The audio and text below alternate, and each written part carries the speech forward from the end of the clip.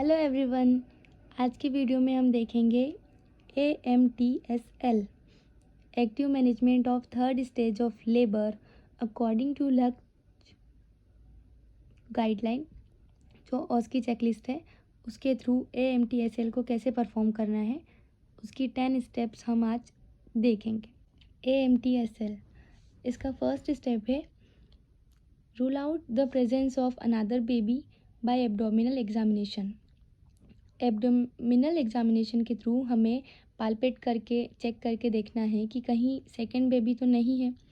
After that administers uterotonic drug 10 international unit oxytocin IM और misoprostol 3 tablet 600 microgram orally. हमें rule out करके देखना है सेकेंड बेबी नहीं है। इसके बाद हमें ऑक्सीटोसिन इंजेक्शन IM लगाना है 10 इंटरनेशनल यूनिट। और अगर इंजेक्शन अवेलेबल नहीं है तो ऐसे कंडीशन में हम मीज़ोप्रोस्टोल टैबलेट का भी यूज़ कर सकते हैं। अगर एक टैबलेट 200 माइक्रोग्राम की है तो 3 टैबलेट हमें क्लाइंट को देनी है orally. After that performs control contraction during contractions and delivers the placenta and membranes. ये थर्ड स्टेप है। अब आफ्टर डिलीवरी अगर क्लाइंट को कॉन्ट्रैक्शन आ रहे हैं तो हमें वो कॉन्ट्रैक्शन के ड्यूरेशन में CCT के थ्रू कंट्रोल कॉन्ट्रैक्शन जिसको बोलते हैं, इसमें हमें प्लेसेंटा को जो है डाउनवर्ड एंड फॉरवर्ड के थ्रू डिलीवर करना है। अननेसेसरी प्लेसेंटा को पुल नहीं करना है।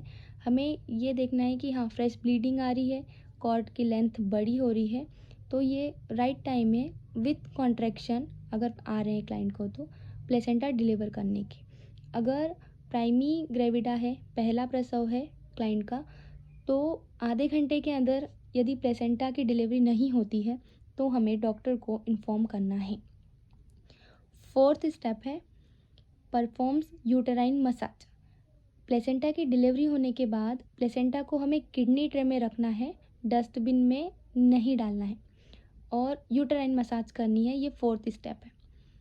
फिफ्थ स्टेप है examines the lower vagina and perineum. ये जो 5 स्टेप्स है ना 1 2 3 4 5, इसमें जो फोर्थ वाली है परफॉर्म्स यूटेराइन मसाज। जब हम चेकलिस्ट के थ्रू बोलते हैं ना तो 9 तो एक्यूरेट बोल देते हैं, लेकिन ये फोर्थ वाला मैं खुद भी कई बार भूल जाती हूँ। तो इसको याद रखना है कि थर्ड स्टेप के बाद फोर्थ स्टेप जो है वो है यूटेराइन मसाज, जो बहुत इंपॉर्टेंट है। फिफ्थ है examines the lower vagina and perineum. Then sixth, जो किडनी ट्रे में हमने प्लेसेंटा रखी थी ना, अब उसका हम एग्जामिन करके देखेंगे।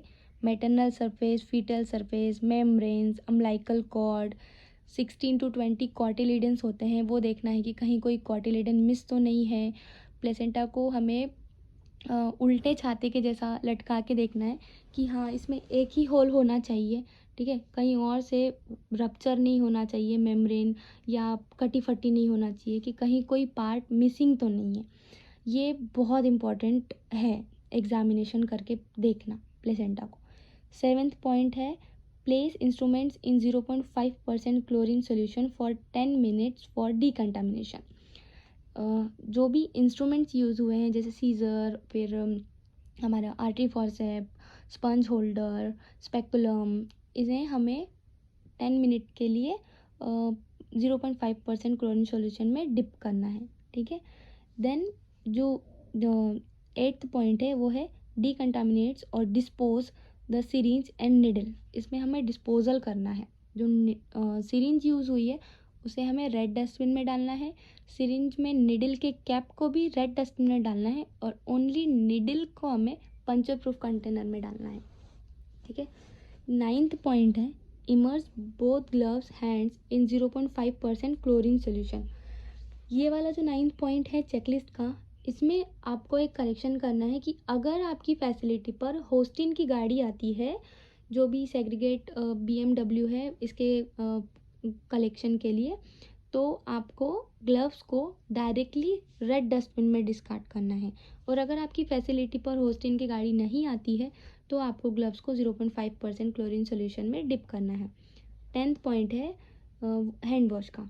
Washes hands thoroughly with soap and water and air dries। ठीक है, ये 10 स्टेप्स हैं इसकी। सबसे पहले चेक करके देखना है कि सेकंड बेबी तो नहीं है, देन ऑक्सीटोसिन इंजेक्शन लगाना है, after delivery with in 1 minute लगाना है। ठीक है, तो चेक भी हमको विद इन 1 मिनट के अंदर करना है। देन CCT परफॉर्म करनी है, प्लेसेंटा की डिलीवरी करवानी है। प्लेसेंटा डिलीवर होने के बाद तुरंत यूटेराइन मसाज स्टार्ट करनी है। एग्जामिनेशन करके देखना है पेरिनियम का और वेजाइनल लोअर वेजाइना का। देन इसके बाद हमें प्लेसेंटा का एग्जामिनेशन करके देखना है। इंस्ट्रूमेंट्स को हमें 0.5% में डिप करना है। सिरिंज को रेड डस्टबिन में, कैप को भी रेड डस्टबिन में, नीडल को पंचर प्रूफ कंटेनर में, ग्लव्स को अगर होस्टिन की गाड़ी आती है तो डायरेक्ट रेड डस्टबिन में डालना है और हैंड वॉश करना है। ये 10 स्टेप्स हैं और बहुत इजी हैं। और अगर आपके यहाँ पर ओस्की का एग्ज़ाम होता है जो कि हर फैसिलिटी पे नॉर्मली साल में 2 बार होता ही होता है, तो आपको 10 स्टेप्स हैं इसकी। सबसे पहले चेक करके देखना है कि सेकंड बेबी तो नहीं है, देन ऑक्सीटोसिन इंजेक्शन लगाना है, after delivery with in 1 minute लगाना है। ठीक है, तो चेक भी हमको विद इन 1 मिनट के अंदर करना है। देन CCT परफॉर्म करनी है, प्लेसेंटा की डिलीवरी करवानी है। प्लेसेंटा डिलीवर होने के बाद तुरंत यूटेराइन मसाज स्टार्ट करनी है। एग्जामिनेशन करके देखना है पेरिनियम का और वेजाइनल लोअर वेजाइना का। देन इसके बाद हमें प्लेसेंटा का एग्जामिनेशन करके देखना है। इंस्ट्रूमेंट्स को हमें 0.5% में डिप करना है।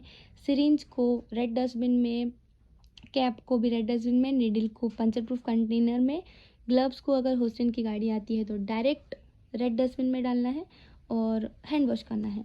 ये 10 स्टेप्स हैं और बहुत इजी हैं। और अगर आपके यहाँ पर ओस्की का एग्ज़ाम होता है जो कि हर फैसिलिटी पे नॉर्मली साल में 2 बार होता ही होता है, तो आपको 10 में से 10 अगर मार्क्स चाहिए तो ये 10 पॉइंट को आप जो है समझ भी लीजिए, याद भी कर लीजिए।